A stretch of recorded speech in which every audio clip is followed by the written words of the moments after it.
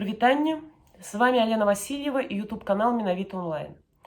Сегодня мы не збирались здымаць відэа, але ж былі вельмі абураныя выказваннямі советника Светланы Тихановской Франаком Вячоркой наконт Украины.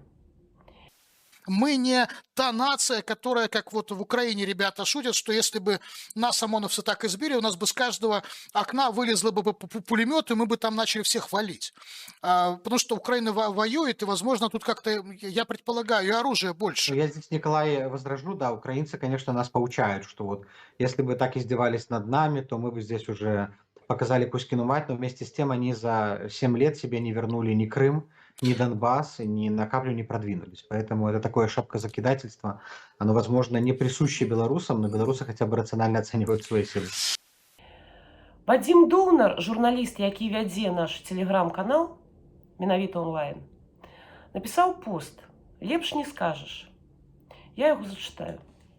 Нейкі беларускі дзеяч Франак Вячорка, вядомы шырокай грамадскасці выключна тым, што з'яўляецца саветнікам Светланы Тихановскай, пакрыўдзіўся на украінцаў. Яму не падабаецца, калі яму нагадваюць пра паспяховы вопыт суседняй краіны ў рэвалюцыях, кажуць, што калі б з украінцаў так здзекаваліся, як з беларусаў, то кожны дастаў бы умоўны кулямёт. Гэты баец неведамых франтоў заявіў, што украінцы за 7 гадоў не павярнулі акупаваны часова Крым і частку Донбасса. Сядзіць такое тлустае нешта і паўтарае наратывы расійскіх акупантаў. Франак, можа, забыў, што Майдан перамог? Франак, можа, не ведае, якой крывёю і напружаннем усей краіны гэта адбылося? Ён сапраўды не ведае, у якім становішчы, перад якім ворагам краіна апынулася пасля гэтага. Франак не ведае пра добраахвотнікаў, праз усей краіны на тое, каб захаваць сябе. Што зрабілі украінцы? Як спынілі агрэсара, не ведае? 7-й год знішчэння імперыі зла, скарачэння яе патэнцыялу, знішчэння яе аўтарытету. Гэта шапказакідальніцтва? Не, усё значна прасцей. Вам со всей відавочнасцю далі зразумець, што з шара не пракаціць. За вас змагацца ніхто не будзе, што ўсе хады запісаны, атрымліваеце уласна тое, што заслугоўваеце. Прабачце, украінцы, за гэтую амаральнасць. Але ж есть другая Беларусь. Добавлю по-российски. Я вижу возражения и некоторые комментарии. Отвечу часто повторяющимся. Я не принадлежу ни к какой группировке, ни к какой партии, ни к какому блогерскому сообществу. Никакие междуусобные войнушки между бывшими соратниками меня не интересуют, и я в них не верю. Все, что я говорю сейчас, это моя позиция, которая не изменилась с лета 2020-го. Это можно увидеть по моим постам в Фейсбуке. Все это я писала. И время только подтвердило мне мои предположения. Просто тогда у меня не было YouTube-канала. И это не слышала широкая аудитория, это слышали мои друзья. Когда мне пришлось убежать в Украину, я открыла здесь еще осенью благотворительный фонд «Белорусский Майдан».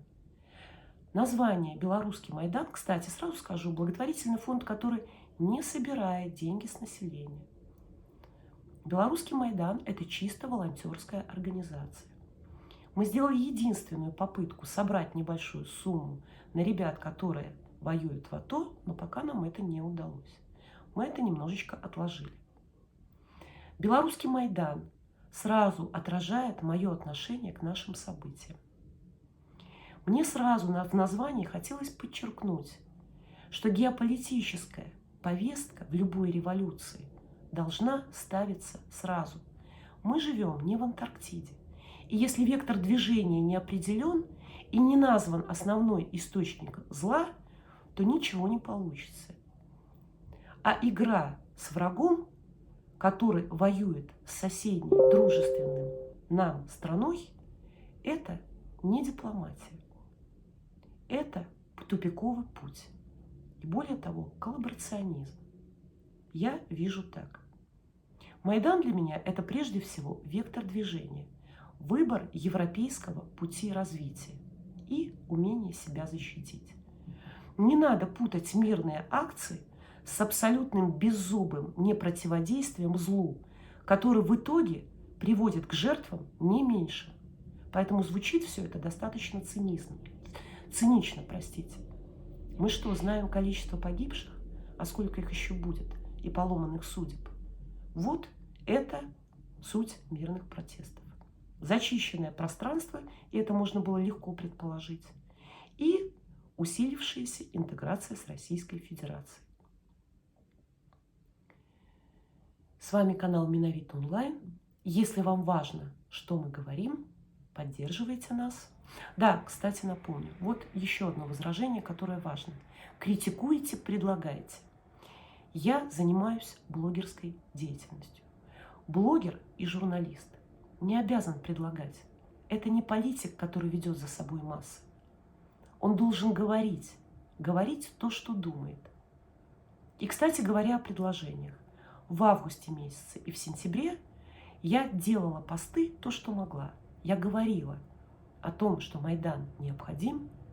Назовите это лагерь, что расходиться нельзя, что должен быть лагерь самообороны, что нужно превращать данное движение в национально-освободительное, что нужно выбирать лидеров из национально ориентированных, проверенных, возможно, диссидентов. Для меня это тогда был Николай Евтухович. Так что свои мысли я озвучивала. Что делать сейчас, лично я не знаю. Ответов у меня нет. Но это не помешает мне говорить то, что я думаю о том, что происходит и о том, что произошло. А вот теперь действительно всем пока. Подписывайтесь на наш канал, делитесь этим видео, помогайте нам, если мы важны. Становитесь нашими патронами, у нас есть Patreon. И есть ссылка, по которой нам можно оказать помощь. Мы только начинаем развиваться, только запускаемся. Будем благодарны вам за помощь. Слава Украине! Живе Беларусь! Всем пока!